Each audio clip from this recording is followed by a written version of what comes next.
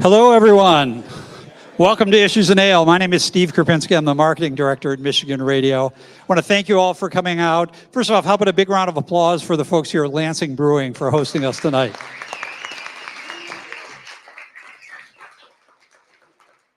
So it's worth noting that the last time we were here at Lansing Brewing for an Issues and Ale was March 9th, 2020. That was the day before Michigan's primary election. And 5 days before all large public gatherings in Michigan were canceled due to COVID. We're denying that we had a super spreader event of any kind here. But as far as I know, everyone was fine. But I do want to give you one other little bit of history before we get started. So about 10 years before that Issues and Ale event, back in October 12th, 2010, we hosted our very first Issues and Ale discussion. It was a politics discussion hosted by Jack Lessenberry that previewed the 2010 election, featuring Lansing's own Virg Bernero going up against Rick Snyder. I think we know who won that particular election. But since that time, the station has hosted over 125 Issues and Ale discussions all over Michigan on a wide variety of topics: the environment, mental health, police reform, Asian carp, COVID, and quite a few discussions with about politics. In fact, I think Zoe and Rick have probably taken part in a good 25% of those 125 discussions. So as the person who sort of originated the Issues and Ale events for Michigan Radio, I've been to every one of those 125 events. And Bob Scahn, Bob, raise your hand, our engineer, has been to pretty much all 125, doing audio for those events. So I mentioned that partly because this will be the last Issues and Ale that I will host as a Michigan Radio marketing director, because I will be retiring in January. And just coincidentally, Bob will be retiring a few months after that as well. But we are looking forward to Issues and Ale continuing. And I think I speak for Bob when I say we're looking forward to attending some of these events, just sitting out there with you with a beer and not having to worry about, like, is the stream working and does the audio sound good and all that other kind of stuff. So anyway, so speaking of that, we are streaming tonight's event. We have an online audience that's watching as well. So when we get to the Q&A portion, we're going to ask you to raise your hand. Suzanne Bellinger, who's over here, is going to come by with this wireless mic, and we'll ask you to wait till we come by with a mic so that everyone here and all of the online audience can hear the questions as well. And if you're watching online, you can submit questions as well. Just put them in the chat function on your screen. And I also want to let you know that events like this are made possible by all the wonderful donors that we have in Michigan Radio. We just finished a membership drive last week. I want to thank you if you supported the station then or at any time during the year. It's because of support from you that allows us to do events like this. So, and if you've never been a member, you can do that. Just click on that donate button at michiganradio.org or call 888-258-9866. We've all heard that. Thank you. All right, so without further ado, let me introduce Zoe Clark, our political director, and she's going to introduce our panel. Thank you.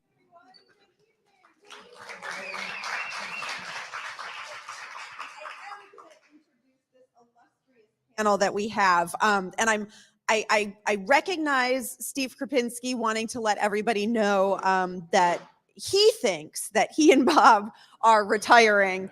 Little do they know that the station and all of the staff have decided it's not allowed and it is not going to happen. How we're not going to let that happen, we haven't determined. So we're taking ideas, including just locking doors and not letting them out. I say that jokingly, but I am beyond serious when I say that Steve Krupinski and Bob Scahn make everything Issues and Ale and events possible. Like literally all the things that go into that. And Suzanne Bellinger, who's here as well, make all of these events possible. So can I just be selfish and ask for one more round of applause for Steve and Bob?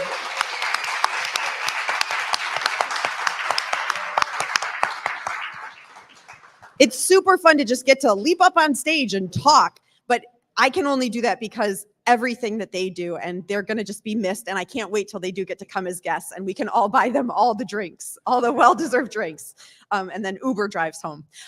So let me introduce the other folks that get to just hop on stage and talk this evening. Rick Pluta, Senior Capital Correspondent for the Michigan Public Radio Network. Hello, Rick Pluta. Hi, Zoe Clark.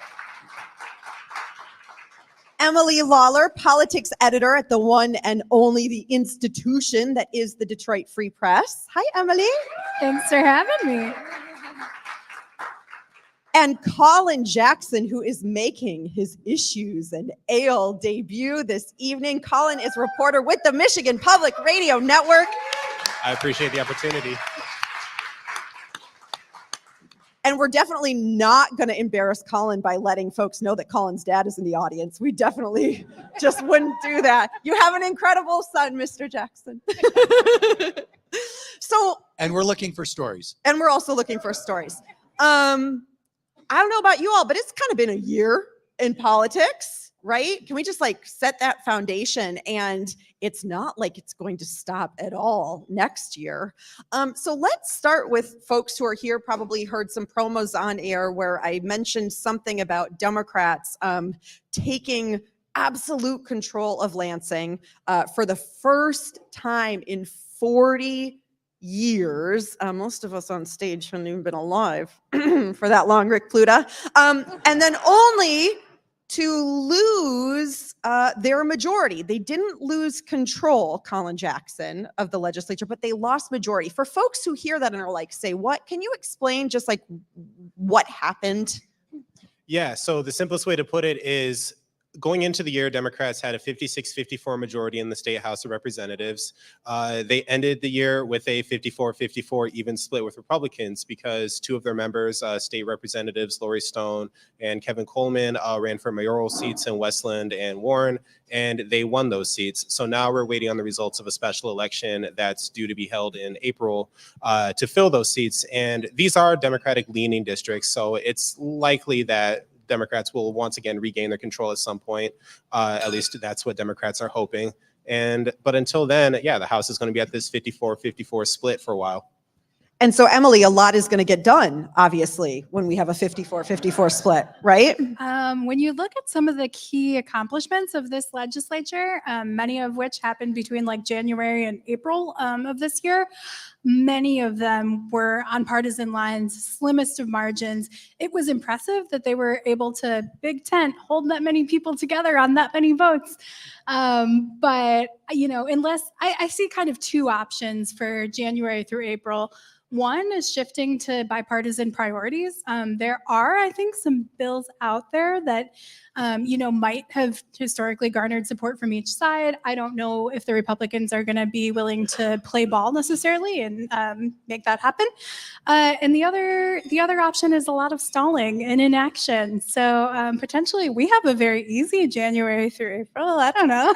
Yeah, I mean, I think one thing to keep in mind is the budget. It's weird to think about it so soon considering the newest one just took effect in the fall. But I mean, we have the January Consensus Revenue Estimating Conference that's coming up pretty soon. And then we're expecting to see a budget on the governor's desk by some point in late June. Typically, at least that's the goal that they shoot for. So if we're not going to see a full House until April, that's a lot of bipartisan work that they're going to have to do on that budget or working behind the scenes. So I want to jump into all of the things that got done in the legislature during that really busy period. But I want to let Rick weigh in because I do joke about your institutional knowledge and how long you've covered. I should also note, for those that don't know, Rick and I are married, so I'm allowed to make to each other. So I'm allowed to make the he's old jokes. It's okay. But Rick, let's talk quickly because when we talk about this possibility of power sharing, a lot of folks who are in and of Lansing look back to a power sharing agreement that wistfully actually did get some bipartisan things done. Do you want to quickly give us a short history lesson of how that happened and why that is likely not going to happen in the coming year? Well, I mean, just quickly, the shared power era was an anomaly for a few reasons. Just that the elections, this is in the State House of Representatives, and elections wound up where first it seemed like the Democrats were going to keep control as they had for decades. And then it was, well, maybe the Republicans had it. And it was really wild because I think it took a couple of weeks for it to sort out.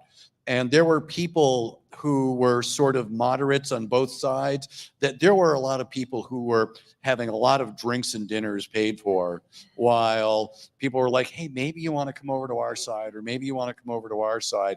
It became pretty apparent that things were going to be solidified at 55-55 for a couple of reasons. One of them was that if you got someone to flip, all of a sudden, that person had a lot of power. You mean like they become a Joe Manchin? Yeah, I mean, that's exactly what they become.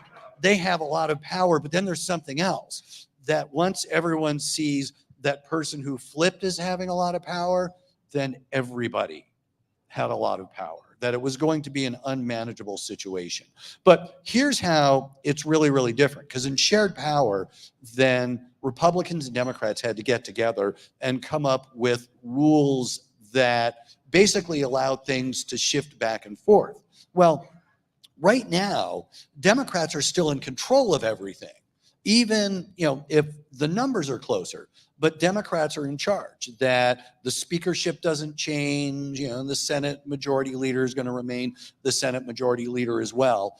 And so, like you said, they're going to work on things that they can do on a bipartisan basis, but there's nothing stopping the Democrats from holding hearings. So the budget will be presented, that there will be budget hearings on bills that are Democratic priorities, that there will still be hearings on those. So there is still time to set things up for when, if the elections go as we expect, and elections don't always do that, but if the elections go as we expect, that there's time to tee things up, especially budget-wise, for when there is some sense of order restored. Emily, what is the relationship vis-a-vis, Matt Hall, the leader in the House, you're smiling, and Democratic speaker? Like, would there ever be that kind of relationship or possibility?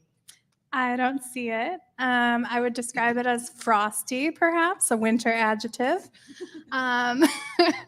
But, basically right after it was clear that the mayoral elections were decided, Matt Hall talked to reporters and basically said something about shared power. And, Joe Tate immediately was like, there's no shared power. So he said, go ahead and try it. Okay. But under the House rules, like Rick said, the Democrats retain control of all the House functionality.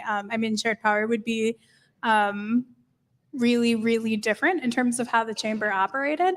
But that's not a difference that I think we're going to see come to pass. It'd have to be a 55-55 split with a fully elected body for them to actually elect a new speaker. We're not going to see that. And then I actually wondered about the getting people to switch parties aspect. and Clara Hendrickson on my team very smartly pointed out that there's actually language that prevents that now, perhaps as a consequence of that. But it's whichever party you're elected as determines the 55-55 split. So.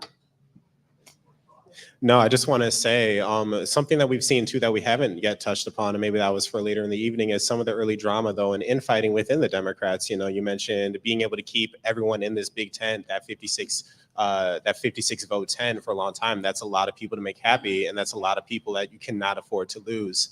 And I feel like in the past few months, especially, we've seen some phrase in that tent a little bit, some people vocally expressing frustrations over progressive policies not moving forward, or even sometimes the willingness to try to recruit Republican votes when you don't have necessarily the same amount of progressive votes on your side.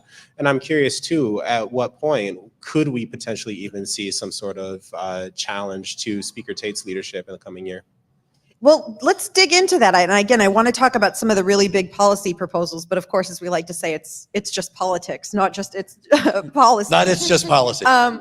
So this is something that sort of started to bubble to the surface over the past few months. I think the summertime was a time where some of what you would call more progressive, far left Democrats had some time to sit back and say, wow, we got a lot done, right? abortion repeal, right to work, pension tax. I mean, and these were things that Democrats basically ran on and then executed, right? And they got it done.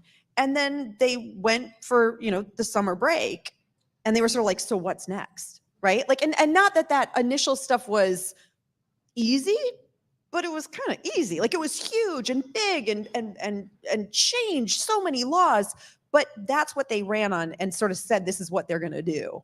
And now we're at this point where it's like, okay, what's that next tier? That kind of like lower level things. And they're trying to negotiate how to decide what's going to get voted on next. And not all Democrats are really happy. I want to just get to Colin really quick. Not all Democrats are super happy with how Speaker Tate is deciding what should get voted on. Yeah, exactly. And even if you look at some of that early fight, it seems to me at least that some of the biggest fights that they had weren't even necessarily priorities that started within the legislature. When you mentioned repealing the pension tax, that was also rolled in with the earned income tax credit expansion. And that was also rolled in with finding a more permanent funding mechanism or a more sustainable funding mechanism for business incentive program, the SOAR fund, the Strategic Outreach and Attraction Reserve. And that's where you started to lose Democratic votes there and started to see Democrats voicing opposition. Another place where you really saw the fight come to the floor of the House was land value property tax. I can never get those nouns in the right order. It's a big Detroit issue. Exactly. It's a big Detroit issue. It's something that Detroit Mayor Mike Duggan has really pushed for a long time. And that was also where you saw a lot of Democrats sitting out on the vote, and you saw these attempts to whip the votes. The vote board was open, I think, for an hour and a half.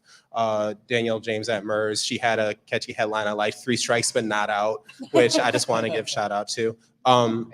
So you saw some of these things, and I don't necessarily know where that'll continue next year when we see, is the issue so much as internal leadership, or is it just some of these external priorities, pressures being placed on the Democratic caucus now that they have to make a lot of people that put them there happy?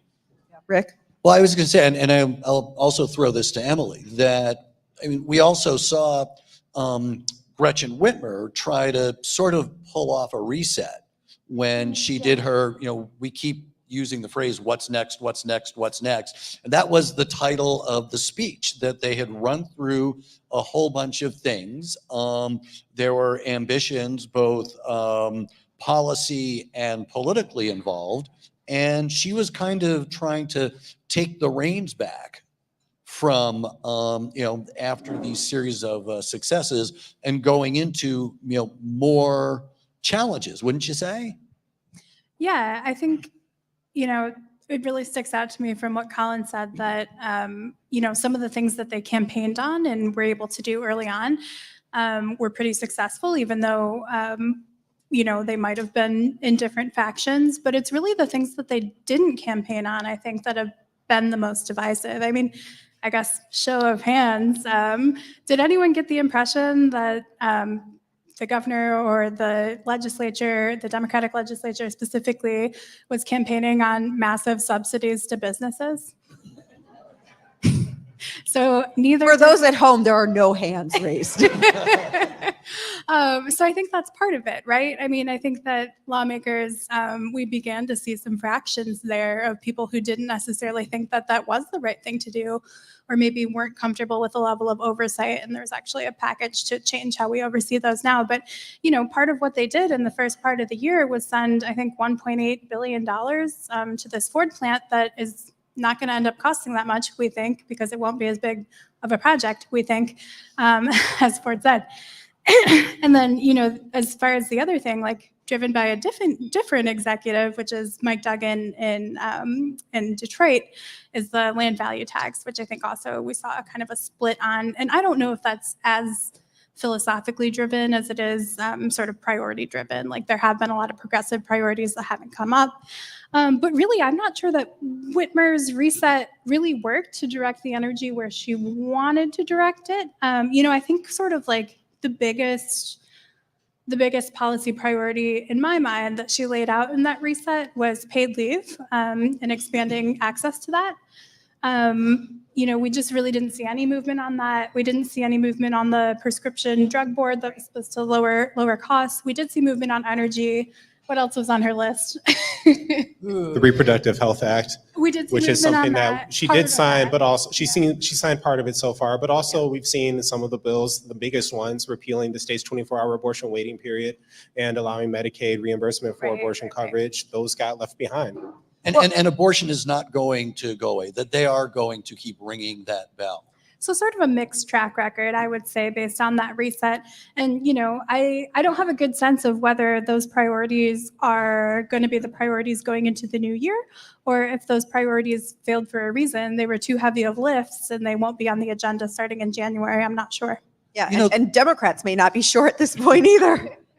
These business subsidies are something that just will never, ever, ever going away. And I'm going to do that institutional memory thing where I remember John Engler running for governor and saying that government should not be picking winners and losers. And then Michigan lost an auto plant to the Willow Run plant, which is a legendary plant, to a facility that got to work in Arlington, Texas instead. And then all of a sudden, a governor who said government should not pick winners and losers, that the private sector should control that, suddenly became a champion of subsidies and incentives. And I haven't covered a governor who at some point hasn't said that the government shouldn't be, handing over these gimmies to businesses, especially big corporations. And then because of something that happened, had to turn around and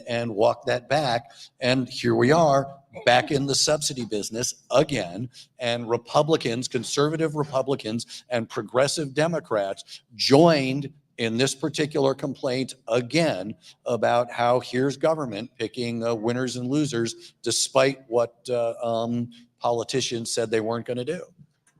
If I can just jump in for a second and take a little bit of a tangent, but in a past life, I covered news in Kentucky and Tennessee. Yeah. And one of the reasons why we got to this point is because I believe it was Ford or GM, one of the big three automakers, my mind's failing me at the moment, announced a giant development in Kentucky and Tennessee. And when I drove down there last time, you see this big billboard advertising it. And that freaked out a lot of people in Michigan's government back in late 2021. So Republican legislature came together with the governor and created this strategic outreach and attraction reserve SOAR fund to attract these large scale investments. And even though you had these bills start with Republican support and you saw Republicans voting even with some of these incentives in the early days, it seems like this has become more and more of a partisan issue where now Democrats are kind of finding themselves standing alone on this, trying to get these things passed, when now you don't even have the entire caucus behind you and you don't have necessarily the Republican votes that you thought you had.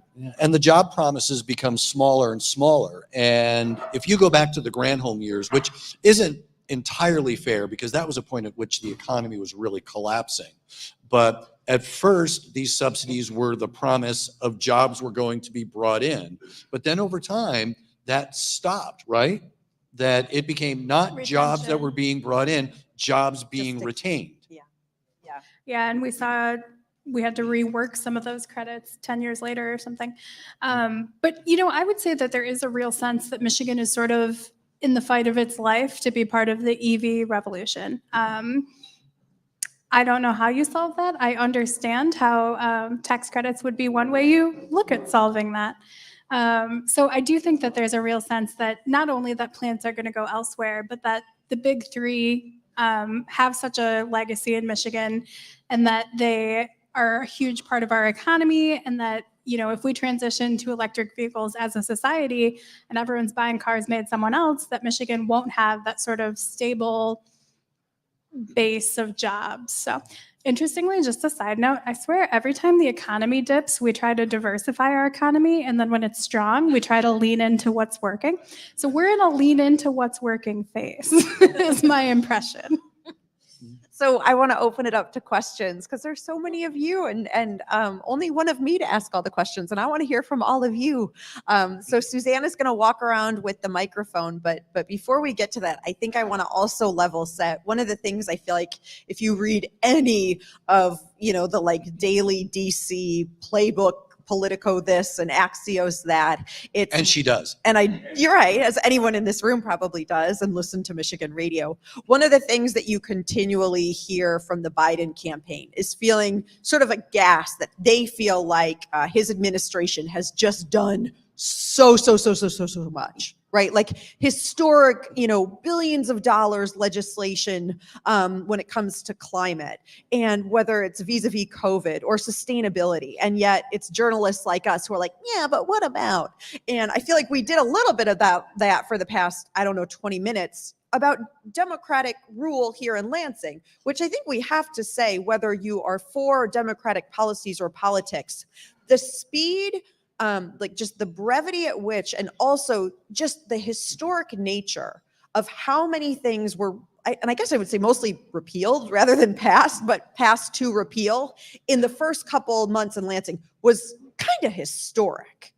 I was shocked. I really was. I thought I underestimated the power of the consensus and the coalition that they had built coming into this legislative majority. For instance, I saw right to work being a big fight. There are people on a lot of sides of that issue. I think that obviously it's been on the union's wish list for a long time. Since 2012, roughly. But, just like the ease with which they marshaled through these giant issues that have always been sort of contentious, and were able to coalesce around them and pass everything in such rapid succession. Like, I had this moment in March, because January through March, I swear they were passing legislation, 2 huge bills a day. Right, like game-changing legislation yes, too, yeah. Huge. We're not just talking Sometimes February is night. craft beer month. And I had this moment in March where I was like, this is supposed to be the off year. But, obviously their pace changed a little bit. But I do think that, just the sheer volume and breadth of what they've been able to accomplish has far exceeded a lot of people's expectations, including mine. Yeah. Yeah, just to add on to that, I think something that we haven't mentioned yet is the the policies that they passed dealing with gun reform, especially after what happened at Michigan State in February and the mass shooting there on campus. That was something that after the state of the state, speaking with Democratic leadership, you kind of got the feeling that it's on the priority list, but it might not necessarily be first thing on the priority list, understanding that this was going to be a bigger fight. But they got that through within a few months. So to your point, with the brevity of which a lot of these things passed, repealing right to work, passing gun reform, even at the very end, getting some of this energy policy legislation through, it was impressive from that standpoint. Some of that, Senator Rosemary Bear, who worked tirelessly on gun reform legislation, she was saying that, there was sort of in the beginning couple of weeks of the legislature, there was literally a list that Democrats would pass out, a list of things that they were going to do within this period of time. Gun reform was not on one of them. And then the horrific MSU attacks on February 13th happened. And boy, oh boy, gun reform suddenly jumped the list. And part of what Senator Bear said was, it was because we have been trying to get this done for so many years. We were ready. Like they had legislation basically, and they needed to go through it and, get it prepared for 2023 legislative session. But because she had been working on it for so long, for so many sessions, they were prepared. There were a lot of issues, like that were sort of waiting for, in this case, tragically, for their moment, to have those things moved. But also just Democrats had made a strategic decision that we're not going to wait and, avoid controversial things, that we're going to use the majority while we have it, not just with the expectation that you might not have it for long, but also, and I was asking the speaker about this, there's something called the Overton window, and it was actually created here in Michigan. Nerd.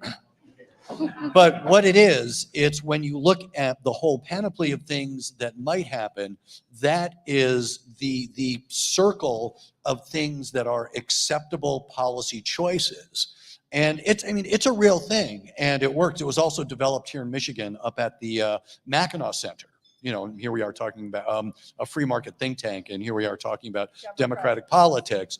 But it was, if we do stuff, then we make other stuff more palatable.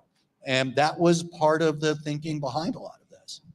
And so I want to take some questions, but I will give a forward promote that after we do some questions, we're going to talk about why the legislature is not currently in session right now in order to get some of this larger legislation to begin earlier in the new year. But let's start with some questions. And if you will say your name and then ask your question. Okay, my name's Mary Pollock, Hi, Barry. and voters actually got to choose what they wanted our elected officials to do, and that was proposal 1, 2, and 3. And so they did an enormous amount of work on proposal 2, the elections. I mean, amazing number of bills passed and were recently signed. There's more yet, but oh my goodness, this was terrific. Proposal 3, lots was done. Proposal 2, they waited until October 25th. Can you all are down there on the floor, tell us about what was going on with proposal 1, how it got on the ballot, number 1, which there's a lot of stuff that went on about that. They caucused for 2 or 3 days, as I recall, before they agreed on some language. And then the end result about financial disclosure for lawmakers. Yes, fabulous question. Detailed question. Detailed Mary. and fabulous question. So let's just go back in our little time machine to 13 months ago when you were voting on proposal 1. And this was the vote to, it was called ethics reform, if you might remember, right? To make lawmakers disclose where they get money from and trips and things like that that they take. Also happened, maybe change something with term limits, maybe, just maybe, but don't worry about that because it's ethics reform. Emily, fill us in a little bit about how that got smushed together, that ballot, and then we'll talk about why lawmakers are still working to make it have as much teeth as it possibly can. Yeah, you might call it a pot sweetener that this financial disclosure piece got thrown in with this term limits piece. On their face, they don't go together very well. But I would strike the might have. That's how some would describe it, I'm sure. Others might describe it differently. But in any case, yeah, they ended up on the same ballot proposal. It passed phenomenally. I think it did better than any of the ballot proposals, 67% of the vote. That's a big number. People were really in favor of this. And, you might have thought that the legislature would take it up first since it got the biggest percentage. They did not. They waited until October. I think I'll take your timeline. Thanks, Mary.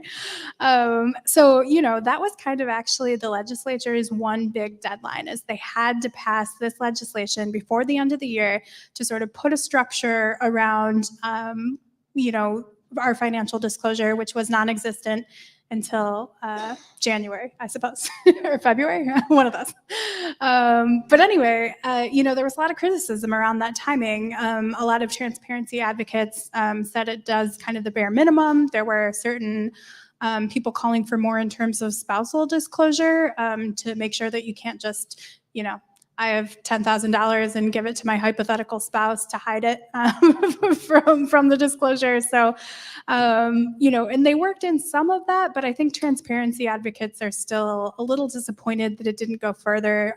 It's way closer to the floor than the ceiling of what the voters expressed a desire for with that 67% vote. Colin, you have covered all of this legislation and the machinations on the House floor. Tell us about why it didn't go as far as many folks, I was going to say in Lansing, I guess maybe as many folks outside of Lansing would have liked to have seen it go. I mean, the simplest answer is lack of agreement. You have some, obviously for a long time, since basically as long as I can remember, you had Republican members of the House Oversight Committee trying to push this. I'm thinking of State Representative Tom Kuntz. I believe Representative Bill G. Schuette was also involved in this package. And they had pushed their own version of implementing Prop 1. And typically with these type of things, the party in control wants to have their names on the bill. But that being said, nothing ever went anywhere with Rep. Kuntz or Rep. Schuette bills. The House had their own versions of these bills. Those also did not ultimately end up making it to the governor's desk. The Senate versions did. The senators have defended these bills saying kind of this is the beginning, this is a launching point. It doesn't do nothing, but we understand there's more to do, et cetera, et cetera. But one thing I always thought was very noticeable is that you didn't have the House Oversight or the Senate Oversight Committees meeting or considering bills substantially until very late in the session. They barely met this year. And when you're the same party as the administration, I'm not trying to be cynical here, but you may not necessarily have the same level of desire to for tough oversight that you may have had when you're in divided government. But I think that that's telling in itself, though, that you don't have the oversight committees meeting in the same way, that you didn't see these bills, earlier emphasis on these bills. And it says something about the role that the oversight committees have assumed over the decades since term limits. And the reality is the ethics part of it, as long overdue as they are, were really the let's kick the politicians part of the ballot proposal, because it was really hatched to try and fix the problem that was created by term limits, the strictest or one of the strictest in the country. And the fact that we have people who are making big and detailed policy who don't really know a lot about the policies that they are enacting, that they are shackled to special interests, to think tanks that have come up with ideas, but they haven't spent a lot of time around each other. They haven't spent a lot of time bargaining with each other. They haven't spent a lot of time just recognizing how the policies that they're creating are working before they're broomed out. And then another class comes in that has to sort of pick up the ball from the beginning, unless, and this does happen in some cases, there are some elected officials, including in this class, who are saying that, you know, I picked up the baton from my predecessor who, you know, found me and said that this is important to do, who picked it up from someone else to do that. So we've got multiple generations of politicians who are coming in and trying to, you know, fix particular problems that they weren't there when they were created. That was the purpose behind the ballot proposal. They just knew it wasn't going to pass unless you whacked the politicians along the way. Not that ethics reform wasn't overdue. Yeah. It's one of the most, I mean, like, tell me if there's a, and I really interested, I'm not like rhetorically, like, tell me if I'm wrong, but really, because I want to know, like, is there another issue aside from term limits that you can think of that has such consensus around sort of like establishment Lansing of feeling like it doesn't help Lansing run? Like when you talk to most folks who have been around Lansing, one, like it was like dark money needs to be changed. And like inevitably people will say term limits. Term limits have messed up Lansing. But something else that is so unpopular to change with voters. Like, is there another policy out there that you can think of that voters are so like, no, term limits for sure, pro term limits, but that when you talk to folks who are like, no, we got to get rid of them? Nerdiest answer ever, Headley. I was just going to say that. You are such nerds. I'm so mad you stole it. Okay, can we just say like how NPR is that they're literally fighting about who's named the Headley Amendment first? What's Rick's your favorite line is if you say you understand If you think you understand the Headley Amendment, then you don't understand the Headley Amendment. Okay, so touche. Headley is up there, and thank you for that because I was road trying funding PA 51. God, okay, you know what? Fine, answer my and rhetorical also- question smartly. And I also I think would that's a throw, better one. and also I would throw out the education funding system. So basically what this is to say is when you talk to folks who work in Lansing and actually want to see Lansing succeed and operate for Michigan, right? Like civil servants, folks who do this work day in, day out, come to work not to like screw the taxpayer, but trying to do work. The thing that they say again and again is we need more lawmakers here for longer who understand the issues. And over again, you poll voters and they're like, nope. And so this proposal was trying to push a little bit in a direction because it did not get rid of term limits. It just extended the length of time that lawmakers can serve in either of the chambers or combined, depending on how you do the math. So it's a great question, Mary. Thank you. Okay, next question. Okay, this is directed at Colin there. Ooh, everybody get your popcorn. What did you do? We'll find out. Actually, because of the fact that you mentioned, or they mentioned in your intro there, that you'd also done politics down in Kentucky and Tennessee. How, in a conservative state like Kentucky, and it looks like he's going to get reelected, the governor there, as a Democrat, in Kentucky, because that kind of applies to us because we're kind of a purple state, you know. We appreciate moderates, you know, on both sides. So how does that apply to us? Yeah, so this was probably one of the biggest shocks I had of living down in Kentucky, and I'm glad you asked about that because I think something really important to think about when framing Kentucky in these national discussions is like, yes, Kentucky's representation is largely Republican. Kentucky's values are largely conservative. That being said, until 2016, Democrats had a majority in the state house for over a century, you know, and they didn't lose that until the 2016 election. So it's a little bit harder to talk about some of these these discussions in terms of just Kentucky being red or blue. Obviously, you saw a lot of that change. Now there's Republican supermajorities in both chambers of the legislature, and they've just kept winning. Republicans have just kept winning since. To the point about Andy Beshear, though, he was decently popular. His dad was governor before him. So his dad was, I believe, one of the first two-term governors of Kentucky, if not the first two-term governor of Kentucky, because I think they had extended term limits, speaking of that conversation. And then you had Matt Bevin win governor Republican in 2015, and he was widely considered as one of these precursors to Donald Trump, you know, East Coast rich person coming in to win the southern states and with this populist message. And then Andy Beshear barely beat Matt Bevin, even though Bevin was saying a lot of what some would consider to be outlandish methods. One of my favorite quotes that I ever heard was, I believe, one of the Republican lawmakers of the legislature had said something along the lines of, you know, people forget that the job of the governor is to govern. Frankly, this guy's not very good at it. That was during some tense moments between him and his own party in the legislature. So Andy Beshear beating Matt Bevin to win election back in 2019. The fact that the margin was as narrow as it was kind of surprising to some, not surprising to others. But again, having that family name in Kentucky matters a lot. People don't really like change. And Daniel Cameron is someone, he was handpicked by Mitch McConnell, by Mitch McConnell to come in to win that attorney general seat. He was the first Republican attorney general in Kentucky since the 40s.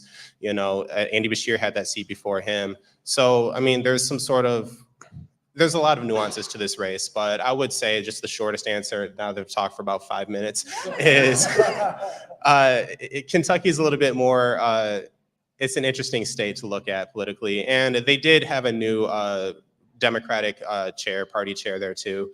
And I had talked to him when he first took over. He was the first Black party chair to take over in that seat. And he was talking about a lot of the pressure for people to compare Kentucky to Georgia and look at, well, just do what Stacey Abrams did in Georgia. Well, Georgia has a bunch of people moving into it. Atlanta's a growing city, and Georgia is a lot more diverse than Kentucky is. So there's a lot of issues there. And Michigan is a little bit different too. It's purplish, but in a different way. Thank you, Colin. He can do issues and ale in any state, by the way. Drop him in any state, and he's like, oh, California? Well, Gavin Newsom, where do I start? Oh, we had another question, although, and then we'll get over here. Yeah. Oh, hello, Simon Schuster. Yeah, I Hi, promise Simon. this is not a planted question, but Let's just very quick, I want to give a shout out to Simon Schuster and Jordan Hermany, just rock star reporters at M Live. This is such an incredible Capitol press corps right now who's covering Lansing, and these two crazy folks are part of it. so I think it was old man Otto von Bismarck that said that politics is the art of the possible, right? And I think what I'd want to emphasize here is that Democrats entered their first trifecta in 40 years with a record surplus, right? They had this big wish list, but they also had a surplus of almost $9 billion to fund this. And so they had this big, long wish list in the budget. And, there was an enormous amount of pork barrel spending in this budget as well. And so what I'm curious about is that now Governor Gretchen Whitmer has offloaded some of these big systemic issues that she wants to address through the Michigan Population Council, Yes. infrastructure, bringing people back into the state. Yes. And they're starting to say that some of the ways to address these issues is through that dreaded R word, raising revenue and bringing in money to address some of these issues. And what I'm curious about and what I'd like your take on is, moving into another fiscal year where the picture may not be quite as rosy, where there isn't oodles and oodles of federal dollars to fund ambitious policy goals. How do you think that's going to circumscribe what Democrats see as possible moving into that next budget? So we should point out that when Simon, like a lot of people in Lansing, say revenue, what they really mean is Taxes? Oh, thank you. Okay. It's a difficult word. I should note that back in 1983, they lost their trifecta almost Because- immediately exactly. after raising taxes. Exactly. let me see your Headley amendment and raise Simon's. That this is like literally something that I think about all the time, because when we were talking about that $9 billion, I said to Rick Pluta in our kitchen, I said, like, this is game-changing amounts of money. Like, this is money that fundamentally could change our state. Right? Could. If you had a strategic plan. And then you have this outline, this group of folks who are trying to put a strategic plan together, the Michigan Population Council, how to grow our population, if only they had the money to be able to do it. Does anyone want to kind of try to jump in and think about, like, how is this going to work, where they're going to come out with these proposals, and what Republicans are saying is, well, really these proposals just amount to Democrats wanting to raise taxes? Well, I'm just going to say very, very quickly, and then just jump in, that representative democracy does not lend itself well to strategic I know. planning. That was your answer in the kitchen too. Yeah. It was like the one time where I was like, right, okay, but democracy is still good. It is. But what if, because it's really hard to get 110 and 1 and, or, well, no, 56, 38, you know. It's Lansing math, which is 56, 19, 1. 1. Which is the governor, a majority in the Senate and the legislature, to suddenly sit down and go, how are we strategically going to spend $9 billion? Like, I get that that wasn't going to happen, but what would it have meant? And what an incredible idea to be able to think about what that would mean in a state where we constantly talk about $2 billion a year for roads, or what would it mean to be able to fund higher ed for a certain amount of years if we really are talking about jobs for the future, you know, vis-a-vis EV technology, right? But going back to Simon's question, like, how is this going to work in the new year now that there aren't these sort of pools of money to just pluck from? So I do think that, out of fairness to the Democratic majority and governor, that they would have acted differently if this were ongoing versus a pot of one-time money. So when you're looking at a pot of one-time money, you only have so many options. And they sort of did a mix of things. One was these sort of one-off, I'll say pork is in the eye of the beholder, but we'll give Simon his pork barrel terminology. You know, they did some of that. They also started programs that they're hoping keep going. So, like, for example, the free lunches for all students, you know, that was an aspirational thing, I think, made possible in part by this budget surplus, and they're hoping to keep it going. So there's a little bit of a mix, but I do think about historically, you know, so for example, like, Works Progress Administration, Civilian Conservation Corps, huge influx of federal funding during the Great Depression. Like, we still have projects like here in the state of Michigan that were funded by those federal dollars, right? And I do question what permanent lasting impact that one-time money made in this COVID sort of era. So I don't know that there's anything that 100 years from now people will be looking back and saying, of course, that was when we were flush with COVID cash. You know, or that this was something that was so big that there was no way that the government could say, no, we're not going to do this anymore. And certainly, I mean, some of the childcare funding was that we're going to take this over a particular period of time. And then when we hit the cliff, that the political class is going to say, nope, we can't get rid of that because people won't tolerate it.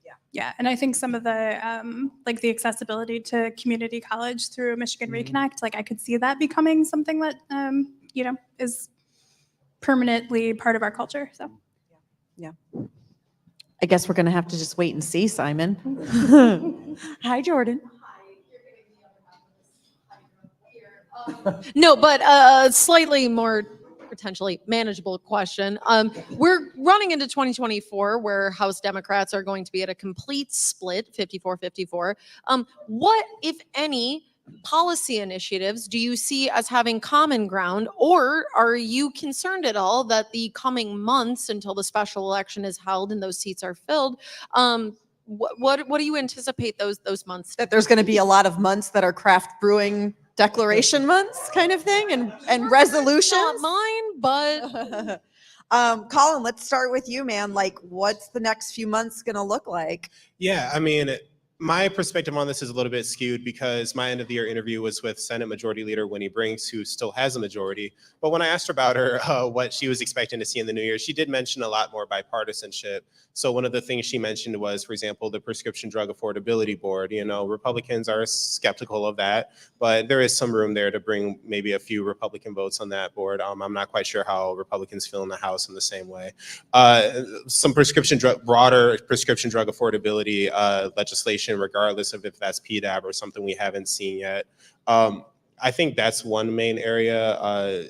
Obviously, the budget, those talks are going to have to go on, and no matter what, you know, you're going to have to throw people bones here and there, even if we don't actually vote on anything until April. So, I mean, we could see some things moving forward, some of these less partisan fights again. And then there's also different things like community violence prevention funding. That was, I believe, the only vote that actually went through and failed in the House earlier this year. Was to create a violence prevention fund, and then eventually they brought that back up after making some concessions to Republicans, and it passed with some pretty broad bipartisan support, I understand. So, I mean, we'll see what happens there, but the talking points, you know, the lowering your healthcare costs or making your community safer, these are things that both Republicans and Democrats want to send press releases about. Do I get a snarky answer? You do it, girl. We get Emily another beer. Both Democrats and Republicans say they support opening Michigan's open records laws to the legislature and governor. It's a lot easier to say that when you're in the minority, turns out. But I do think that, you know, potentially some common ground. Also, just throwing it out there that they could start a really bipartisan budget process if they wanted to. You know, Governor Whitmer announces what she wants in February. There could be a back and forth on that rather than sort of putting it through, I guess, the process it went through this year. I mean, before I go to the cynical and thus more realistic answer, I am wondering if we might see in the legislature during this period something akin to the Washington, D.C. Problem Solvers Caucus, which is bipartisan. There's actually, the rules of the group are that it's always got to be evenly split, the Washington, D.C. one. And so, you know, the idea is, and they just go out, they get together and they talk about whatever. And, you know, in the Michigan legislature, that would be a much smaller group than, you know, you would see in the United States House of Representatives. Another rule about that, though, that I find fascinating is the other oath that they take is that they don't campaign against each other, which I feel like is harder to do in a state, right? Like, it's easy to not campaign if you're in a Problem Solvers Caucus and you live in Colorado and you're not going to campaign against someone in, you know, New Mexico. It's a little harder if you're talking like downriver and, you know. But that is a really excellent point. Thanks. Sure. Car ride home's going to be okay now. Well, some of the time. No, that is a really, really excellent point. And it is a complication. But, you know, in the end, they're the ones who are elected. And we do have, you know, these small, you know, weird partnerships where people who are existentially opposed to one another. I'm thinking in the Senate of Jeremy Moss and Ed McBroom, who have like real, just sharp differences on policy and morality, but still come together to get real stuff done. Remember Jeff Irwin and Gary Glenn, and they called themselves Green Tea because it was green energy and the Tea Party. Yeah, I thought that was kind of cute. But then the other thing is, and we haven't thrown this into it, but yeah, we're going to have, you know, this evenly divided House, but we're also going into a Republican or a presidential election cycle where, you know, we can talk about policy all we want, but, you know, wedge issues are the thing when you're going into an election cycle, and especially a presidential election cycle. Yeah. Okay, over here. Good evening. My Hi. name is Linda St. Amant, and I'm with the We Can't Wait group. Okay. Hey, And Linda. some of you may be familiar with it. I just needed to take this opportunity to speak to in response to the term limits was definitely very damaging to the auto no fault situation. I also wanted an opinion on, we had some success passing bills through the Senate just recently, and then it hit the House and just went flat.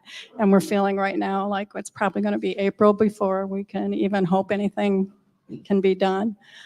So my question is, do we continue to be at the Capitol weekly like we have been?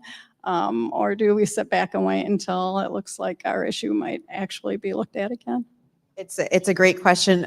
Quickly, for those folks who aren't aware, so this, of course, is one of the first sort of giant bipartisan pieces of legislation that passed in spring of 2019 that Governor Gretchen Whitmer signed into law on Mackinac Island, and there were a lot of Democratic and Republican. I remember Mike Shirkey gave Governor Whitmer like a bear hug, and she was just like, "Look, what's going on here?" And then very quickly, We all did.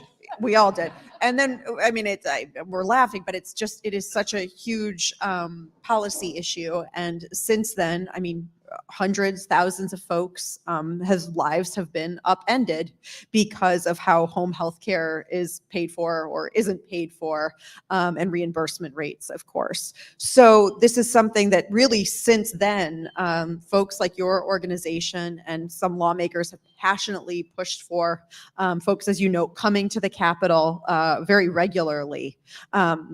Got some legislation passed in the Senate, but stalled in the House. Colin, where do things stand in the House? Do we know why it stalled? So this is something that's interesting in the House in terms of, we do see a lot of bipartisan support behind this legislation. Both Democrats and Republicans have been pushing for this year. Last year when Republicans were in control, Speaker Jason Wentworth was also reluctant to take it up. There was a lot of anticipation over whether or not it would go through or not at the last minute. So right now we're hearing a lot of the same talking points though, right? Where it's in the hands of the committee chairs. And right now, Democratic Representative Brenda Carter chairs the House Insurance and Financial Services Committee. Who's passionate about this issue. She is very passionate about this issue. And I believe after lawmakers went home for the session, she kind of sent out this email blast talking about what's next for no-fault reform, et cetera. And it doesn't seem like she's entirely against it, but it does seem like you're seeing a lot of them. The original messaging behind that 2018 reform or 2019 reform, my years are off, but it is still resonating with some Democrats, especially in these positions of power, which is this talking point that it saved money, people got their reimbursement checks last year, et cetera. So whatever changes we make to this law, they don't want to jeopardize what they're describing as some of the savings that Michigan has gotten from this no-fault reform. Emily, to Linda's question specifically about whether it makes sense to keep showing up, I mean, with any issue during these first 3 or 4 months. I have never been on the activist side of an issue, so I'm not sure I'm the best person to ask. But I mean, I think Colin just kind of laid out a case that this could be one of those bipartisan things they could work on in a time where action in the House has to be bipartisan if it's going to be anything. And also, I would say the House got that bill from the Senate just really late in the year. So, I wouldn't necessarily take it, I don't know this, but I wouldn't necessarily take it just as a legislative observer as a sign that the House doesn't want to do it. That was sort of like they got it in the week or two crunch where they literally had to do everything they were going to do before the end of the year. So I wouldn't say that it's necessarily one of those things that's like intractable or stuck or, meeting some sort of active resistance, so much as it's one of the things that lawmakers chose not to prioritize at the tail end of their session. And you've also got to get, a guarantee for something close to it from the governor that it's actually going to get signed. It also seems to me that this may be one of those issues that hangs around for a long time while different aspects of it are dealt with, like the reimbursement rates, like, the different fees that are involved. I don't have any special insight into it. I just know that there are a lot of pieces to it that different people are working on. And so, for what you're doing is you might see, a victory here, but, you're waiting on other stuff over there. And then, of course, in some cases, like the retroactivity actually making its way through the court system. Right. Right. Yeah. Okay. Suzanne. Hi, I had a question about something is, I don't believe it's actually a priority of the governor. I haven't seen her make any mention about it, but I've been seeing both in other states and with a small coalition that's being built with Michigan representatives of public transportation specifically targeted towards rail. There's, I believe it's Emily Devendorf, Jason Morgan, Mike McFall, and a couple other representatives are getting together to hopefully put together some sort of rail transportation plan. I've seen today, I think it was North Carolina was approved for 12 different rail corridors on their corridor ID program for funding from the federal government. Do you see in the next 1 or even 2 years, 2025 even, that expanding Michigan's rail network could become a priority in the state at all, or that any motion might be taken on it? Should we all answer at once? Because I think we're all going to answer the same way, which is no. No. I mean, that's the cynical. Who wants to jump in quickly? And Rick is passionate about public transit reporting. There are, we could do a whole issues and ale. We could do 5 on this. And you'd have an audience of 4 people. Um, Prove me wrong. Prove me wrong. That's 5. I mean, one of the biggest issues, well, 2 issues are, one is it usually requires the state to pony up some money as well. And that's very difficult to do, especially in a state like Michigan. There are issues with, for example, with passenger rail that you couldn't run a commuter passenger rail on the same system that is in existence right now, because even if you've ever ridden Amtrak, you know that it's just habitually behind, and that's because freight rail always gets precedence. And so when you're both coming on and you're gonna be working off the same piece of track, freight goes first. That means that passenger rail as a commuter system isn't reliable. So if you're going to go down that road, even if you're going to use the same right-of-ways and all of that, and that's a whole ball of wax right there, is you would have to build a side-by-side system. And obviously that is just incredibly, incredibly expensive and complicated. I almost said when I was talking about like the fact that we spent $9 billion and don't have like one big permanent thing to show for it, I almost said like a commuter rail, right? I do think that there's, I don't know. I mean, this commission that's looking at the population should be looking at transit as part of that. And they may be, their final recommendations haven't come out yet. Well, look at where the places that we're trying to emulate to attract young people, and their public transit is certainly part of it.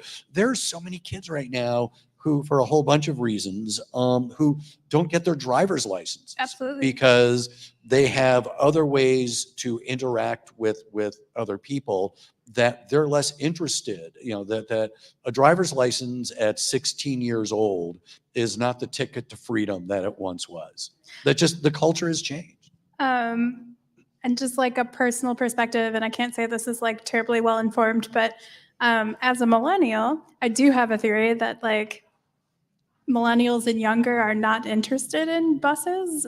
Like when we talk about effective public transit, I'm not sure it is buses. And I say that as someone who rides CATA regularly. It's like 2.5 miles from my house to downtown, where the LSJ has an office, and I work out of there sometimes. And I will take the bus because it is cheaper than parking and getting tickets specifically. I have to ban myself from driving because otherwise I get a lot of tickets. I'm originally from the East Coast, and sorry. I look at all of our existing transit systems in Michigan. They're all either bus-based or like the Q line. They're all subject to the same limitations as traffic. For me, as someone who owns a car and could easily make the decision to drive that car, there's not a way to make it make sense to take public transit at this moment. And that's why I think that something like rail is a lot more promising. Also, if I could plug for one, between Lansing and Detroit would be amazing.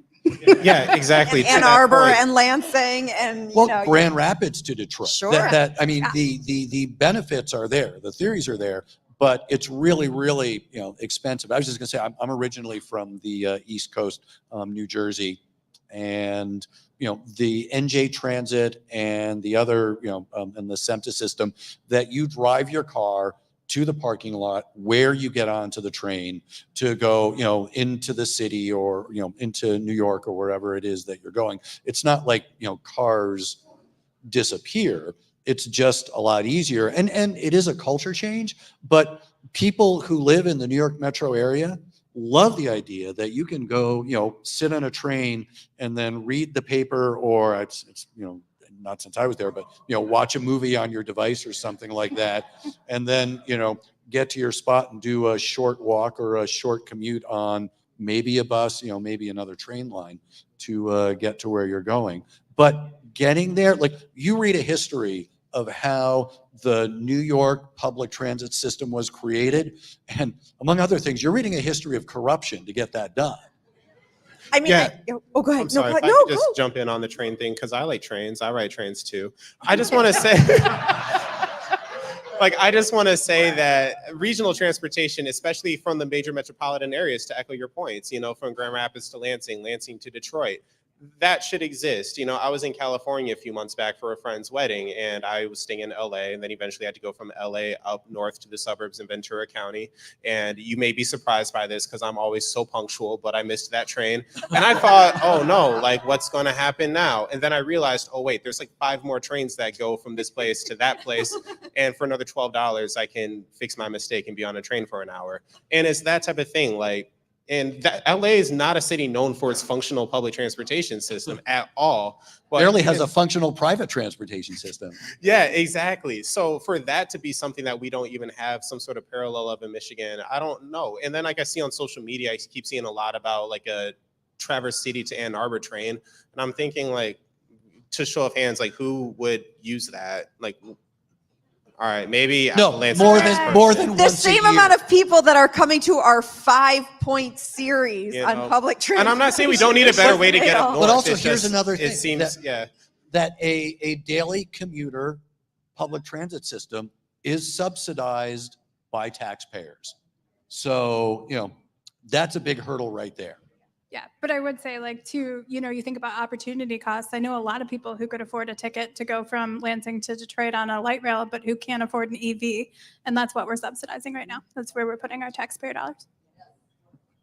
Okay, I feel bad. Sorry, it was such a depressing answer for what if this happens? And we were like, nope. But wouldn't it be grand? Oh, Suzanne, yeah. Hi, my name is Suzanne Hoholik, and along the lines that staying on the transportation theme, and Emily mentioned earlier, and I think just now, the electric vehicle prospect. And if Michigan moves that way and the big 3 move that way, what would be the plan to pay for the roads? Because right now it's gases and the roads are not great here. I just moved back here after leaving Michigan in 1995. And I've lived in 3 different states across the country, and the roads are pretty horrendous. No politician in Man. Michigan has ever failed in running against the state of our dismal roads. Very, very few have succeeded with coming up with a plan to pay for it. I remember the night that Gretchen Whitmer was elected, and the first thing she said was, well, I guess now I've got to fix the damn roads. And we looked at each other and said, well, we know what's going to be used against her for the next 4 years. Well, Rick, Alan? they're fixing them, and they're fixing them right if you listen to the governor's presentations on transportation funding. So, I mean, yeah, I just wanted to add that little jab in. That is a really hard problem. I am the proud owner of what the mechanic at Bell Tire once called the most broken strut he had ever seen. No longer, thankfully, they fixed it. But I mean, it's not a secret that our roads are bad. And, when Whitmer talks about her investments in roads, this $3 billion pot of money she was able to access unilaterally back when the legislature was controlled by Republicans, that's going to state level roads for the most part. There's been, sort of a investment of a smaller nature in local roads, but I do think that it's hard for people to see sort of if you don't use an M road every day, I'm not sure you've seen a substantial improvement. And I don't know that there's going to be without raising revenue. That word again. There may be a perverse opportunity in this, though, because fuel taxes weren't keeping up with the challenges of a freeze and thaw cycle that helps break apart our roads. And like, no one's come up with the perfect idea, but I mean, this may be the opportunity. However, if school funding, which I think is a pretty fair comparison, is any example, is you're not going to you can't do just a revenue tax increase to fix the roads, that you're going to have to make it some kind of a give up this to get that. And the question is, what are we going to do? What are we going to give up to create a tax shift in order to pay for roads?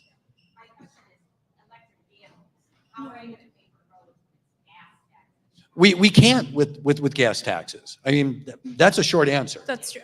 All right. Yeah, you're literally asking 4 journalists how to fix a problem that literally an entire Department of Transportation hasn't been able to fix. I mean, Succinctly, I drive a Bolt. We drive a Bolt. Thank you for subsidizing our travel. yeah, I mean, Rick pays. You're welcome. Rick pays, 3 times as much in a yearly registration than I do, right? I have a gas park. That also isn't going to be enough. And this is one of the conundrums. Like, this is what's going to have to be fixed. And, people throw out, a toll system. Well, we're not going to end up building that would be insanely expensive to suddenly create a toll system. We're also not a travel through state. Right. So these are literally the things that a governor, that a director of transportation like MDOT this is what has got to be figured out. And Maybe it's a not easy if it governor was- who lies their way into office and then plans to serve only one term could solve this problem. says they're going to do it and then just is like, I'm done. Rick, are you running? Yeah, Rick Pluta running. So I'm sorry. I feel like we haven't If nominated, I would not run. If elected, you would get the government you damn well deserve. But I mean, these are the fundamental questions. And again, why Susan, Mary, and Hadaris online wrote a note and say that they'd all love to have regional rail and also an issues and ale on public transit. Thanks for handing that one to Steve Krasinski.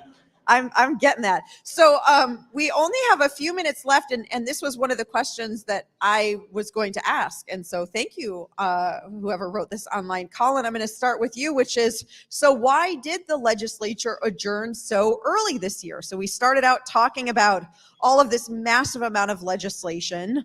Why did they suddenly sort of throw in the towel so early in the year if so much was getting done? Because they want to vote for president in February instead of March. Simply put, that was one of the first priorities that they passed in the Democratic session, was getting this February, I believe, 27th. I don't have a calendar in front of me. It's a Tuesday. If someone has a calendar in front of them, please correct me. But anyways, this late February presidential primary day, they moved it up. This was something that was a broader push, especially to move around on the Democratic side, especially when thinking about what states are voting early and what states are representative of the demographics that make up this country. Michigan is going to be one of the first 5 states to vote now because of this plan.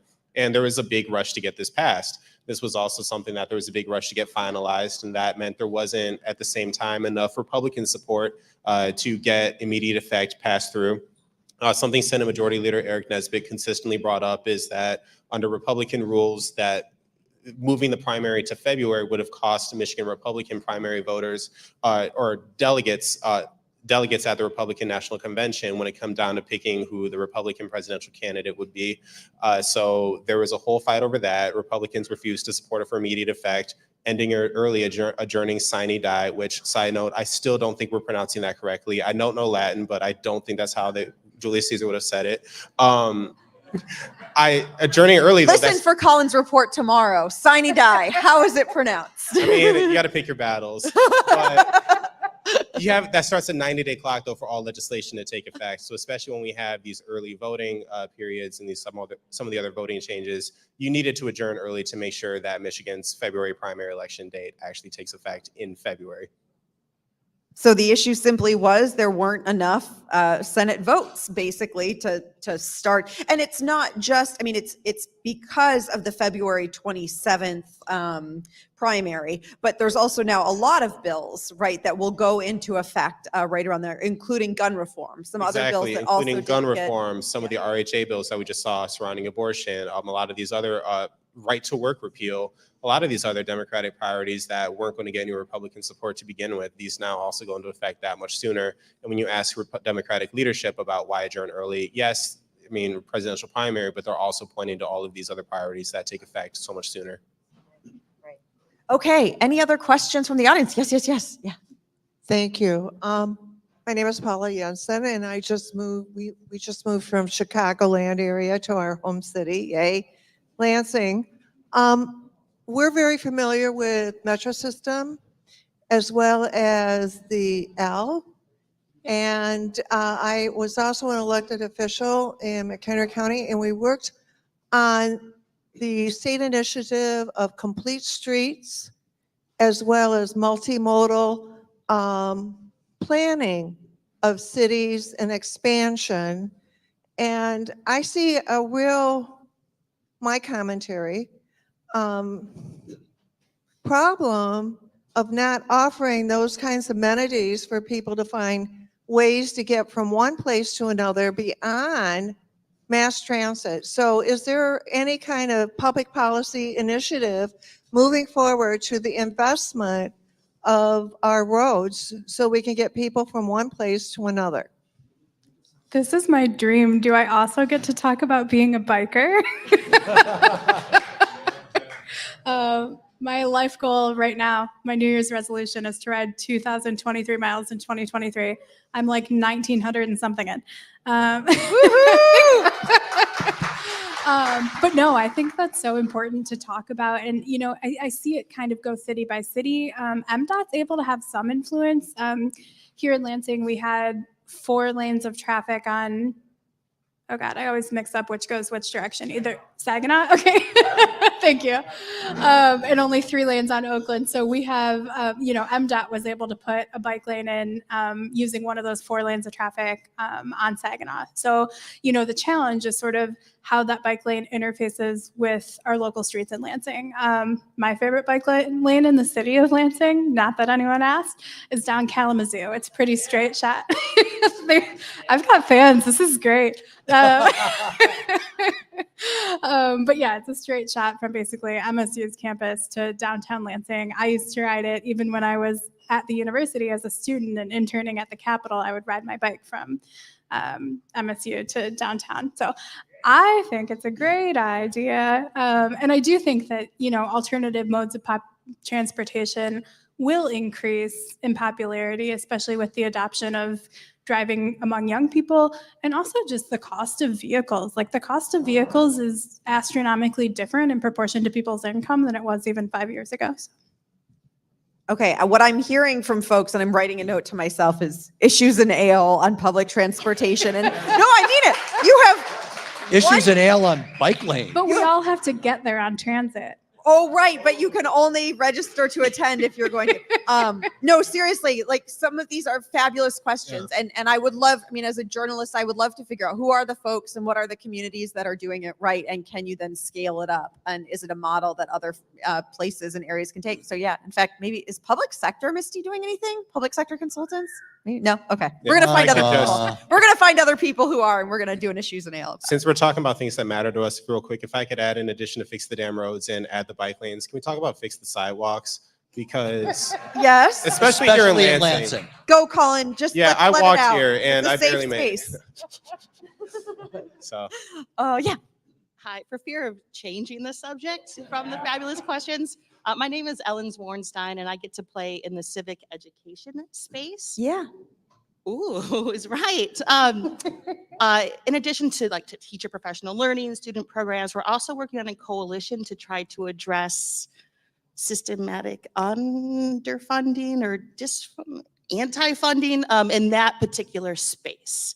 So curious about, to reflect upon like the K-12, even K-16 space, what you've seen and what you might anticipate for the future. In terms of education funding And or climate. or and climate? School board meetings, right? All of those things. Whatever comes to mind. That I feel like is a civic whole nother education. issues and ale unto itself. Yes.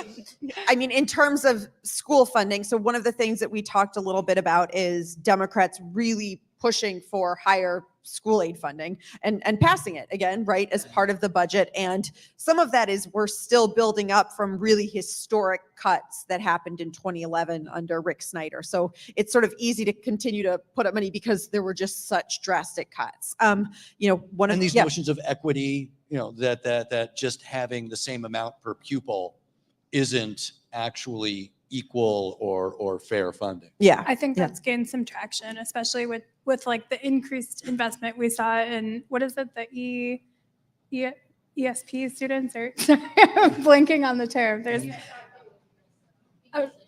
there is some for that too, but yeah, the basic Early language learners, just Maybe because that not is. everyone has a microphone. Anyway, but I do think that we've seen some different levels of investment in segments of the population, of the student population, that need more help. And I think that's sort of a window into how education funding could go in the future. Also, I would not be shocked. Whitmer has this population council going. It's looking at education as one of its key tenets. I would not be shocked if we saw some recommendations on how to change some things around there. And I think for Whitmer and the administration in particular, I mean, she just created this new department, right? Miley, Oh my gosh, yeah, I forgot. who just has an interim head in Michelle Richard, who used to be with public sector consultants, who then went to work with Whitmer. And so I think you are seeing, and whether it's because Democrats have and always have been very aligned with teachers in Michigan, there's also, isn't there like a historic number of teachers who are serving right now in the legislature? I think there's quite a number of teachers who are also running. Matt Kolazar, who else? Wagala, I think. Yeah. Jamie Churches. Yep. Yeah. There's a number of them. So I assume under Democratic control, they will continue to try to increase, particularly K through 12. And then as Emily was talking earlier about access to higher ed, right, is something that I think the governor is really trying to push. And just this week, we saw kind of new numbers coming out about how much money had been given for higher education from the state in terms of scholarships. But we shouldn't be too Pollyannish about this, that when, you start talking about education funding, certainly we're paying a lot more attention right now to different types of services, than we have historically.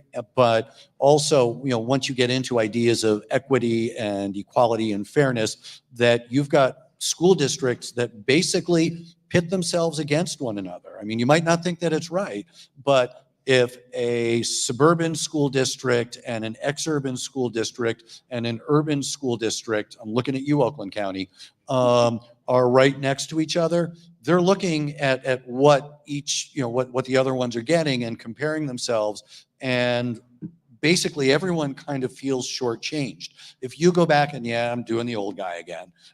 If you go back to Proposal A, which was the last time we had a major overhaul of school funding, that was a massive political accident that was based in, without going into the details, basically someone threw down a dare in the legislature that said, let's go big and just collapse the school funding system and see what happens. And it was just a political move, who, and John Engler said, take it.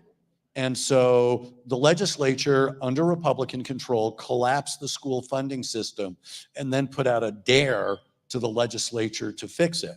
And it turned into competing ballot proposals. And I know that's a lot of detail, but that's the complexity of the question that we're talking about. And something just worth adding, the Growing Michigan Together Council that Emily had just referenced, and aimed at reversing some of this sluggish population growth. One of the big things that they just heard in the presentation last week was about how Michigan's education system relatively has seen negative numbers in terms of investment compared to the rest of the country and some of its peer states. And on top of that, it's getting pretty bad outcomes too. So there's definitely going to be some I'd expect to see some recommendations when it comes down to it from this council in the realm of education. But recommendations are not enactment. They are not. No, but the governor and we had a sit down a few weeks ago, and I said, so like, what is the plan for next? And I mean, you're going to hear about it in the state of the state. You're going to hear about it in a budget proposal. Whether or not that money is passed is something that we'll have to keep an eye on. Okay, we have time for one more question. Oh, my name is Dana DeBryan. I'm wondering if you're watching what is happening at Ottawa County government and if there's any waves that could impact statewide. West Ottawa, class of 1980.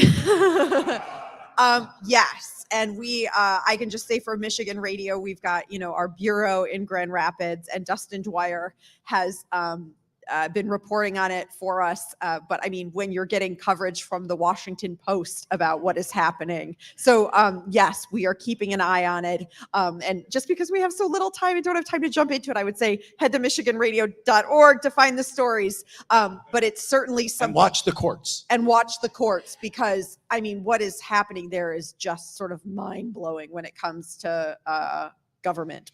Yeah, and in the Gannett network, we have the Holland Sentinel, which is sort of the home paper there. So Sarah Leach, who's the editor there, has been leading some really fantastic And coverage. is an amazing journalist. And is an amazing journalist and person.